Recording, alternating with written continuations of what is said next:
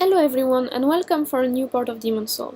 Last week Sahel was going through his tear period and Brownie was really worried about it. This week she'll have to face some fairy problems, so you'll see what happened. Let's go to chapter 4.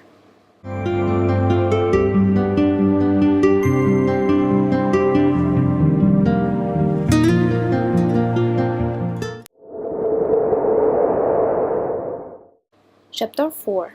When Gideon arrived, Brownie and Sahel seemed to be in a great conversation. Or more, Brownie was talking and Sahel babbling and clapping enthusiastically at the end of each sentence. "Wow!" Gideon said. "So that's what his voice sounded like. It's a bit strange." As Sahel had never made a single sound before, even if it was the way it was supposed to be, Gideon had started to strongly believe that the baby was indeed mute. "What's so strange about it?" Brownie said. "I think he has a nice voice." I just didn't expect him to actually have one." Gideon left the baby bottle on the table. "Do you have the book?" he said. "I don't think that preparation is the right one any longer. It's on the armchair. I was trying to figure out why it was taking so long to stop crying. I think I need to learn to be a bit more patient," Brownie answered. Sahel nodded, moving his head up and down quickly. Brownie held the back of his head. "Don't move so fast, you're going to hurt yourself." Gideon took the book, looking for what a baby demon was supposed to eat. "I think he's growing up fast," Brownie said. "Faster than a normal baby. He was so tiny 3 days ago, and now he's almost sit by himself." "Possibly," Gideon answered, turning a page without really realizing what she had just said. "I didn't know that demons were growing faster. I don't recall anything like that in the book," she continued. "Yeah," Gideon said, not even listening. He turned one more page. "I got it. So?" Brownie asked. "How fast is he going to grow?" "What are you talking about?" Gideon asked, closing the book and getting up. "He will eat like a normal baby now. I'm going to get some milk. You better try to come for dinner. People are getting suspicious." "Oh, okay," Brownie said, a bit confused. Gideon had been carrying the food for her and Sahel all the time over the past few days. Brownie wouldn't leave the room until Sahel was fast asleep, and she had been missing most of the family meals. Gideon didn't really mind bringing everything to the secret room. That was even cool to have dinner here instead of participating to the general exciting atmosphere. His main problem was that he was getting tired of answering others' questions. It wasn't also that easy to prepare the baby bottle without anybody around, as people were going in and out of the kitchen at any time of the day. Brownie added some more wood to the fire and took the children's book Gideon had brought back from his visit to the baby room the morning before. "What about I read you a story?" "What your first story ever might be. Something nice with a princess and a courageous Prince Charming. Is that okay?" she asked Sahel, who was giving her an interrogative look. As she started to read, she could hear some crystalline noises behind the wooden door in her back. She turned around, but nothing was there, except some light green and light pink lights, which seemed to be turning around each other, coming from the keyhole. She was really wondering what could be behind that door. They had tried to open it after hearing this noise the day before, but it was locked, and even Gideon's magic wouldn't open it. If magic couldn't open it, the door was probably locked for a good reason, Gideon had said. Brownie didn't want to think about it too much, at least for the moment. Taking care of Sahel was more important. The noises stopped, and the light disappeared. She sighed and turned around back to her reading. Sahel was helping her turning the pages, and none of them noticed the dark shadow which slid under the wooden door. Sahel fell back asleep pretty fast. Using his voice was a really exciting new thing and had exhausted him. He was sleeping tightly when Gideon arrived. "You're still letting him sleep in your arms," Gideon said, entering the room. Brownie grinned for having been found guilty. "There is no bed in here," she said quickly. Gideon sighed happily. You're so silly. Just tell it that you can't leave him for a second. She knew that was true. That she had just been finding excuses. That she probably needed Sahel more than he actually needed her. Each time she had left him alone with Gideon for a quick shower, her mind had never been at ease. Once she had even forgotten to rinse her hair. I'm hopeless, she said, pushing a lock of hair out of Sahel's forehead. Let's go for dinner while he sleeps, Gideon said. She put Sahel on the armchair delicately and added blankets around him to make sure he wouldn't fall if he moved, and to keep him warm. He's going to be fine, let's go, Gideon said, walking to the door. You're going to? Brownie felt suddenly uneasy. It's okay, I'll stay with him and you go first. Gideon passed an arm around her. He will be fine. You have to let go sometime. That's the occasion. He was pushing her towards the door, and she let him do, looking backward at Sahel, who was suddenly looking so fragile in his blanket. When Gideon closed the door behind him, she hesitated again. Come on, that's maybe the safer place in the entire house. Only the two of us know about it. What could happen? Gideon said. You're right, Brownie answered, totally unconvinced. They arrived in the animated kitchen.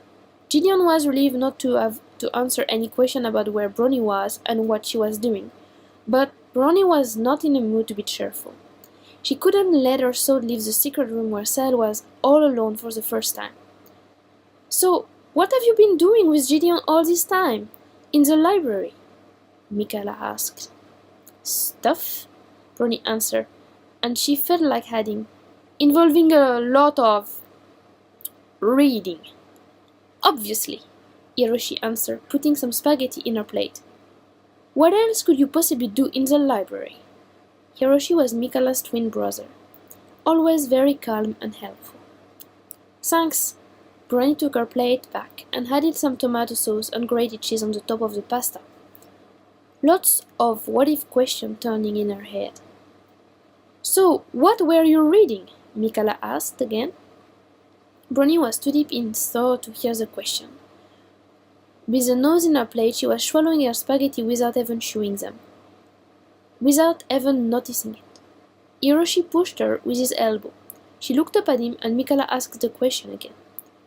Oh, just books. Nothing really important, nothing interesting, really. And that's what you were staying there so long without coming for dinner? Isakael said from the other end of the table. Yeah, Brownie said with a very low voice.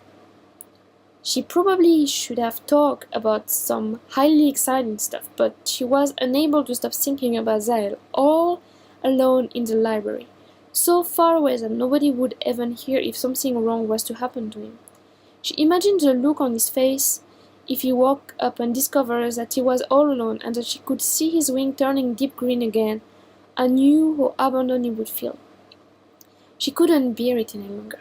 A strong force was uprising her chest, like forbidding her to breathe. He was so small, so helpless, anything could happen to him there.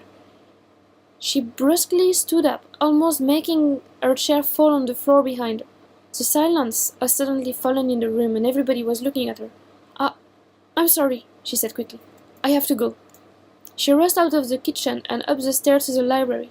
She was so feverish that she knocked down several books before being able to open the door of the secret room. When she entered the room, Sahel was fast asleep, right where she had left him. She knelt near the armchair and stroked his cheek gently. He grabbed her hand in his sleep. I scared myself again for nothing, she whispered to herself. But right now, being away from you is really killing me, you know. She stood up to go close the door and came back near him. She didn't hear Gideon stop at the entrance of the room. I wasn't expecting you in my life, you know. When I did this, I just wanted to make sure everything was going to be okay for you. If he loved me or not, that didn't really matter for me as long as he was happy. So, I wasn't expecting you, and I wasn't really expecting to have anything at all, just to have you getting his soul back. But I made a mistake. You should have been in the pentacle when I called the soul back. but instead you're here, and I can't let anything happen to you because you're most precious than anything to me now. The day you were born, I saw it in your eyes." Tears were falling on her cheek now. Even if Sahel was just a sleeping baby, it is far the first time she ever told that part of her story with you to anyone. "I saw that purple, bright light dancing in your eyes, like I had seen in Yu's eyes before. I thought I could never see it again. I'm not even sure if it wasn't just because I was wishing for it too much, or if it was really there, but I know for sure that I can't let anything bad happen to you, ever. I won't let anyone take it away from you ever again. I couldn't do anything for you, but you're my second chance, and..." Gideon pretended to clear his throat while entering the room. Brownie stood up immediately, wiped her tear, and turned around. "I'm sorry, I had to come back because I was too worried," she said quickly. "That's okay. We shouldn't have gone together. It's not good to leave him alone. I realize that now." "Is he okay?" Gideon said. He never really was that close to Brownie before, and he didn't know about what had happened between her and you, but for making her able to use such type of magic, it had to have been very intense. Magic was not only for some people, it was for everybody. Anyone could use it, but for that you needed to awake to really strong emotion, and not only good ones. He was lucky to have inner magic in a sense. "Yeah, he's just as fine as when we left him. I'm a bit too stressed about that," Brownie said, pretending that it hadn't been such a big deal. "I was a bit stressed too, in fact. That's why I came back so fast as well," Gideon said. He was feeling bad for not having understood Brownie's feelings sooner. "Let's not do it again," he added. Brownie nodded. She took the so precious book on the table and tried to change topic. The atmosphere was getting a bit heavy. "I tried to figure out which power he was going to have first, but I don't seem to be able to find out." "Do you think he will have all of them?" Gideon asked. "Well, the demon I know do, so probably." Brownie wasn't too sure. It seemed a lot for a single baby. Gideon started to flick distractedly through the book. It seemed to him that he never knew a book so well. "I'll try to have the temperature easier to control." He took a green and orange stone out of his pocket. "Grenadine and Itomi asked me to make them a pendant with those 3 days ago, and I'd better do it soon." Brownie suddenly remembered hers, and took it out of the bag of things she had used for the ritual. "Can you make one for me too?" she said, holding it out to him. Gideon took the aquamarine and looked at it very carefully. "That's strange," he said, turning it in his hand near the other stone. "It looked extremely lively, especially compared to the other two. I didn't know that shop was selling such stone." "I know," Brownie said. "I didn't get it there. I found it somewhere else. It was as if it was calling for me." "It probably was." Gideon laughed and stopped suddenly, throwing a glance at Sahel to make sure that he didn't wake him. "Where did you get it?" "In the city center," Brownie said vaguely. She didn't want to extend too much on the subject. I'll maybe go there sometime," Gideon said. "I would like to have one like that too. That could be useful." "Useful?" Brownie didn't understand. For her, even if she had learned that natural things could have different properties in magic, she was still confused about how whole thing really worked. "I don't mean an aquamarine especially," Gideon continued. "I mean a stone with some powers, calling me maybe." "What kind of power does this one have?" Brownie asked, curious. "Well, that helps you calm down, helps the nerves, that's good for healing you from inside, and that's good for meditation," Gideon answered. Brownie started to think that the stone had probably helped her make her ritual so successful. Grenadine is a carnelian. It is supposed to be good for blood and bring joy and warmth and protect from evil, but I'm not sure that it's too efficient. Knowing her, she probably only bought it because it was orange," Gideon continued. "Yes, she did, and so did Itomi." Bronnie said, her tone suddenly feeling more special to her. It's still sweeter, well, emotionally, I mean. I'm not talking about the color. He smiled and so did Bronnie. Everybody in the house was amused by Grenadine's obsession with the orange color. Itomis is a fluorite. You see that white spot that makes it recognizable. It's good for the bone and it's very spiritual stone. And helps knowledge. It's sweeter too. Sahel woke up, breaking up their conversation. He was looking around like lost and babbling furiously, his wings starting to turn dark green again. He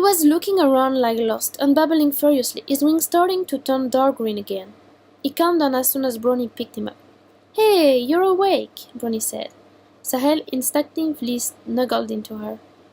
I'm here, it's okay, she added, stroking his back between the wings.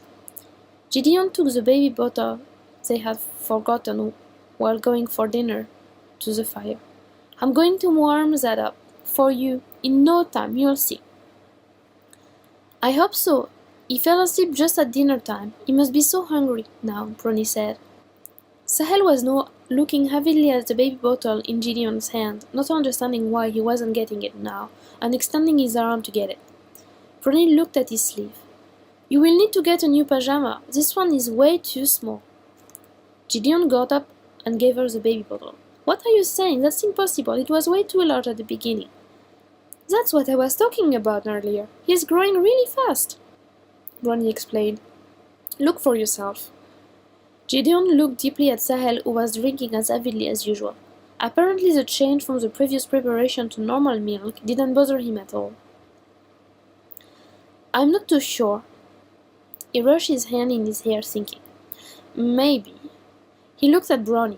Do you mind if I work on the stones here? I'll go look for what I need. Can you bring a larger pajamas and my sewing necessary? It's a wicker briefcase under my white chest drawer, Bronnie answered. I like doing handiwork with someone else, Gideon said, smiling. Oh, I always had been wondering why you spent so much time in Raphael's workroom, when Mom had said we could make your own in the attics. Now I understand.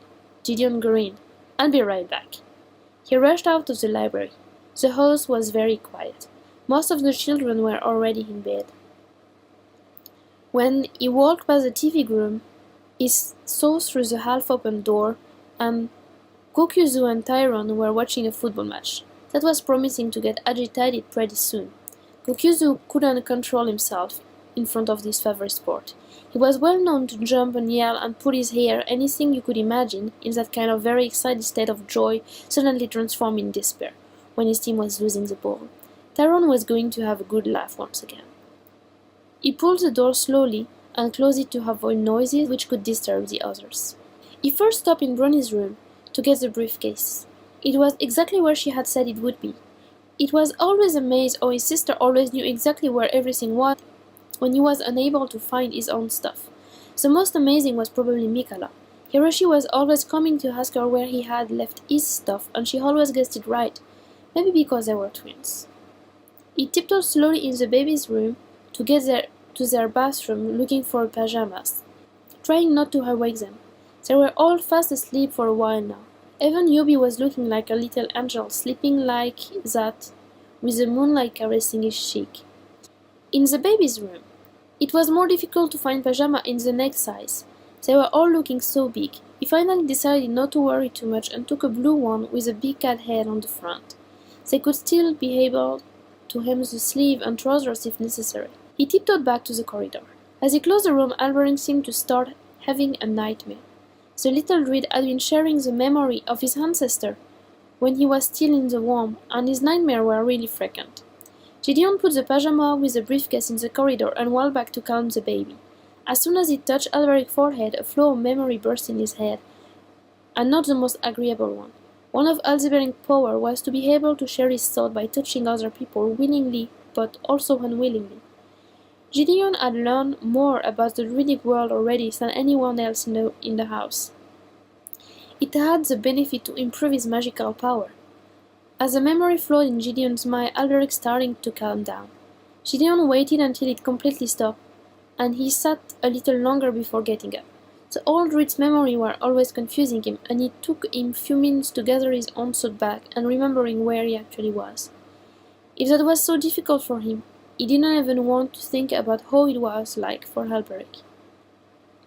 He went to his own room, looking for his ball of gold. He liked to work with the thin rope of gold. Gold was so resistant and could become as thin as he wanted, and was really flexible. He also took some other metal he wanted to mix with, and the heating pen Raphael and Ethan had given him for his last birthday. He really liked it. It was so useful and unique, as his brother had created it just for him. Ethan was a genius. He could create any technological device he could think of, and he never got mad when the others asked him for help with their math homework. The pen was able to safely add anything, and the several lead was making it very precise. He hurried up to the library, and when he arrived, Ronnie was trying to make Sahel say his name. "He's too small to speak," Gideon laughed, leaving everything on the table, and started to prepare his stuff. "Gideon!" Sahel said. Gideon turned back slowly and looked at Sahel. "Gideon!" Sahel said again, and started to clap. "No way!" Gideon opened big eyes in astonishment. "I told you he was growing up faster than normal." Brownie left a proud kiss on the baby's forehead. Gideon came closer. "But he's still so small." And for all answer, Sahel said, "Brownie," and giggled, turning and snuggling into Brownie. Okay, you're the coolest baby ever, I know." Gideon laughed and turned back to start working. Brownie left Sahel on the armchair with a lot of cushion to help him sit, and walked to the table. Sahel put it looking very sad, his wings turning deep yellow. "Oh, a new color," Gideon said, looking at him. "He's looking so miserable over there alone." Brownie turned around and came back straight to him. "My poor baby!"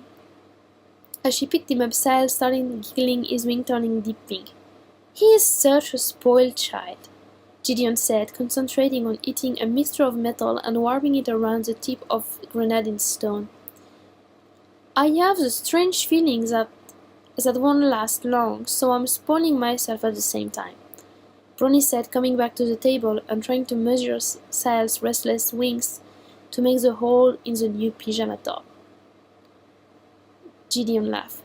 "Girls and babies." Brownie installed Sahel on her lap as comfortably as possible to be able to sew the pyjama at the same time. "I think he will need some toys, or he's going to get bored," she said, cutting 2 holes in the back of the pyjama top. Gideon murmured, concentrating on his work. Brownie left him concentrate. After half an hour of work, making sure every few minutes that Sahel didn't grab a needle or anything dangerous, the pyjamas was ready. 2 oblong holes in the back to let Sahel swing free to move. "I'm done," Brownie said. She moved the top back in front of Sahel's face. "Do you like it?" The baby grabbed a piece of clothing and stroked it on his face. Gideon had finished the work on grenadine stones a few minutes ago and was now preparing the metal melange for Itomi's. "Let's try it on." Brownie stood up, with Sahel making him fly above her head, his little deep pink wings flapping happily in his back. "You like flying, right?" Brownie said, and Sahel giggled. It was starting to get tired and opened his arms for a cuddle. "The little baby demon is tired. He will put on his pyjama and go to bed," Brownie sang, the soft sound of her voice making Sahel's wing turn light blue. He couldn't stop yawning as she changed him. "It's nearly over, sweetie," Brownie said. "Oh, you look so cute." "That's true," Gideon added, looking up from his work. "I like the cat hair on the shoulders." Brownie sat on the armchair with lots of blankets around her and Sahel. She sang to him and cradled him until he fell asleep. It didn't take her long to fall asleep as well. Gideon finished Itomi's panel and started to work on Brownie's. He wanted to make it really special, wrapping the stone into 2 thin demon wings, and it took him 2 hours to manage to create perfectly symmetric wings. He left it on the Raise Your Baby Demon book and pulled the blanket back up on Brownie's shoulder before going to bed himself. The next morning, Brownie was awoken by his voice coming from the opposite side of the secret door. She couldn't manage to understand the word distinctly, but it seemed like several people were looking for something. She wrapped Sahel's hand back in the blanket, wondering who else could be looking for something in the demon book section. Sahel was looking so adorable as usual, babbling in his sleep, probably having a nice dream. The secret door suddenly opened, letting Atreyu, Peter, and Luna, who seemed to be holding something invisible in her hands. "Here he is!" she yelled, looking at Sahel hungrily. The little demon woke in a flash, his little heart resting fast in his chest. He looked around a bit afraid, his wings starting to take a brownish color, until he realized that he was in Brownie's arm and snuggled into her. Brownie held Sahel a bit tighter, feeling his heart racing. She started to rock him slowly. "Can you speak a bit louder? There is a baby who was sleeping here and you just woke him up." "No, I can't!" Luna yelled even louder. "He burned 2 of the fairy wings. I don't care if I awake him. I want him to go away from here, very, very far away." Peter put his hand on Luna's shoulder, trying to calm her. Brownie had absolutely no idea what Luna was talking about. In her arms, Sahel was stroking his ears, his wing changing slowly to a brown color. Brownie remembers a day, so long ago, when New's wings had turned dark brown in pain, and had never turned back to normal. "Be quiet! I have no idea what you're talking about, and you're hurting him," Brownie said. She started to cradle Sahel tenderly, stroking the back of his head. "That's good! He sneaks through that door!" Luna said very loud on purpose, pointing at the door and coming closer to Brownie. "And he attacked the fairy!" "Well, that's what the fairy said," Atreyu added. "Yes!" Luna yelled again. "And I want him to go away!" Sahel's wings were turning darker and darker. He was stroking his ears furiously now, and Brownie was starting to lose patience.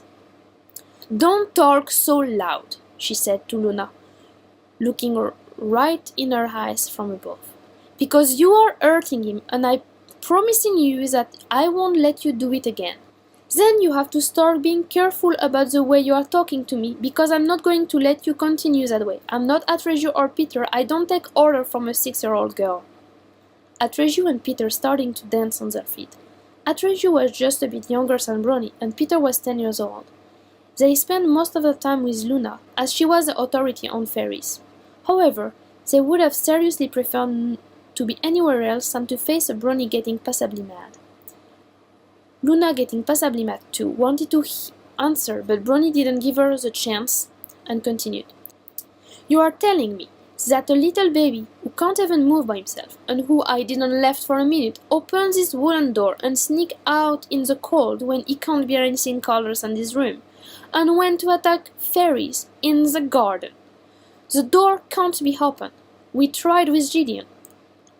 It's locked. So stop talking nonsense and go back to play with your fairies."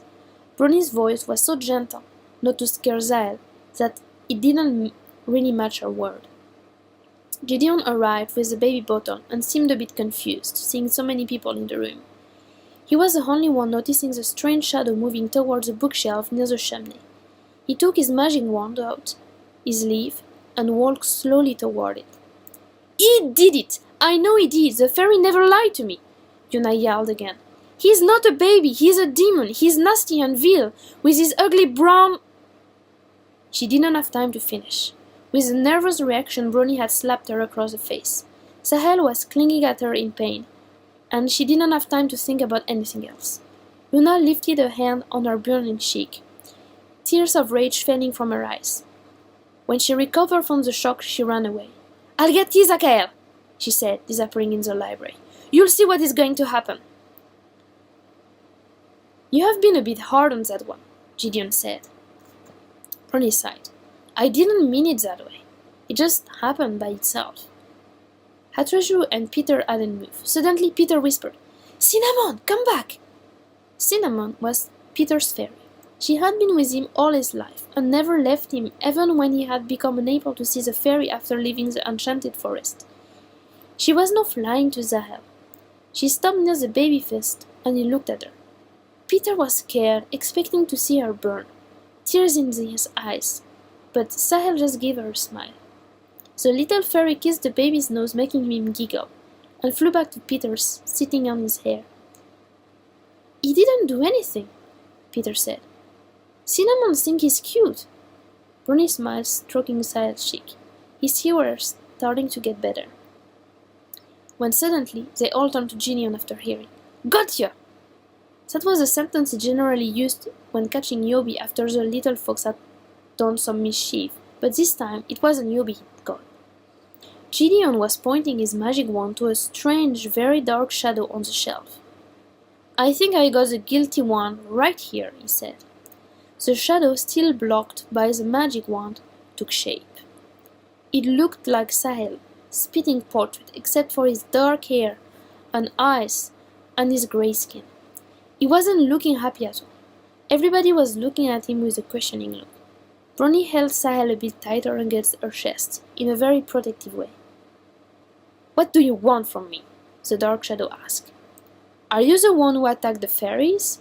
Atreus exclaimed, and he suddenly put his hand to his mouth, looking at if Sahel was alright. "Yes, I did. So what? They asked for it, nasty little things spying on people," the dark shadow answered, crossing his arm in front of his chest. He had a baby aspect, but hearing him, they all understood that he was something very different. Luna, her eyes still full of tears and her hand on her reddish cheek, entered the room, followed closely by Ezekiel. He was tall and slim. His angel wings in his back seemed too heavy for him to carry, giving him a strange gait. "What is happening here?" "Talk lower," Brownie answered, protecting Sahel's ears. Gideon looked at her and at Sahel. "I think he's starting to get his power over here," he said. "Obviously," the dark shadow answered. "Why is there a demon in here?" Ezekiel asked softly. "Ha!" Luna gasped. "That's a long story," Gideon said. "No, it's not," Brownie continued, facing the angel. "I recalled you Saul, but he wasn't here, so Sahel appeared instead." "With that thing, I guess," Gideon fell out to her. "You did what? Are you crazy? They're going to come for it," Ezekiel said quickly. "Ha!" Luna gasped again. "I told you he couldn't stay here. Take him away, and good riddance." Brownie sighed. "Sahel is staying right here. He isn't linked to his dark side, so it attacked your fairy to protect him."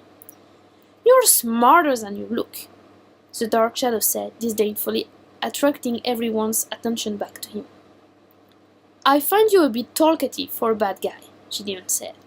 He emptied a little box of chalk that was left on the shelf and pulled him inside. The dark shadow lost its shape as Gideon pressed on his head with the box cover. "This time we can say good riddance," Gideon added.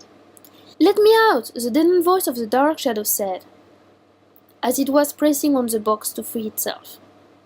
"Well, I guess you just have to attach them together so that it can't do mischief everywhere without you knowing," Sahel said. "But you had better take this demon back where it's coming from. Stealing a soul, especially when it belongs to a demon, is not the smartest thing to do." He started to walk towards the door, followed by Luna's unhappy look. "I can't do that," Brownie said, cradling Sahel. Ezekiel turned around. He had seen it coming. No matter what he said or did, there was no way Brownie ever listened to him. He looked at her half amused. "I'm not hurting him by linking him to the dark shadow, seeing what your dark shadow had done to him. And I'm not giving him to some mad demon to play with." Sahel laughed. Since Luna had come to him, he had known that it was a lost cause. No matter how hard he had tried to separate Brownie and you, he had to acknowledge their relationship in the end, and Brownie was looking way less determined by then. "So what are you going to do with that thing?" he said, pointing at the box in Gideon's hand, where the dark shadow was debating itself furiously. "I'll lock it in a medallion for Sahel to control," Gideon said quickly. "It should take me no more than 3 days." "I don't want to be locked!" the dark shadow's voice whispered through the box. "Let me out! Let me out! Who will protect him if not me? Let me out!" "Fine then," Ezekiel said. "Is that it?" Luna asked. "What about the fairy?" They're safe now, let's go, Peter said. He started to walk away, and Cinnamon, still sitting on his head, threw a kiss and waved to Sahel. Yes, I found the guilty, nothing to worry about anymore. Atreyu added, following Peter. I still don't like it. What if he escaped and that demon is nothing too? She threw a nasty look at Sahel. Cinnamon likes him a lot, Peter said, pushing Luna out of the room. As they all walked away, Brownie sighed in relief. Thanks, she said to Gideon. No problem. The next thing you have to worry about now is how to make Sahel go safely through the acquisition of his hair power. And let me take care of the dark shadow. Gideon smiled. I have my little idea about it. And here we go, end of chapter 4. So, see you and come back next week for chapter 5. Bye!